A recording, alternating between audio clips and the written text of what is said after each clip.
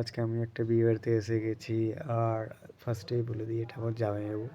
জামাইবাবু আসছে, তারপরে দিদি আসছে, তারপর আসবে হচ্ছে আমার ভাগ্নি।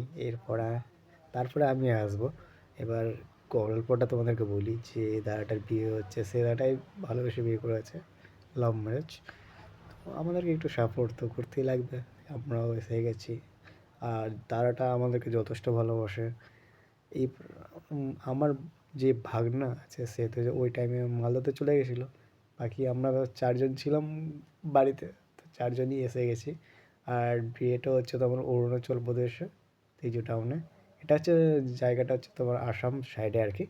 আর দেখতেই পাচ্ছ যথেষ্ট সাজিয়েছে, অল্প ইনকাম মানে তার দাদাটা মানে তোমার একটা দোকানে ম্যানেজারই করে। আর মেয়েটা একটু অবস্থা ভালো, কারণ সে চাকরি বাকরি করে। তো বা এটা হচ্ছে তোমার বরযাত্রী, যেটা বলে আর কি। আর বাকি তো দেখছি লোক পুরো একদম গিজ গিজ গিজ গিজ করছে, এত ভিড় হয়েছিল বিয়েটাতে। আর শেষমেশে তার বন্ধুগুলো তাকে এত সুন্দরভাবে সাপোর্ট করেছে। তুমি ভিডিও দেখো শেষ অবধি তো বুঝতে পারবে। যে দেখো বন্ধুগুলো সবগুলো চারিদিকে ঘিরে ধরে আছে, ডান্স করছে।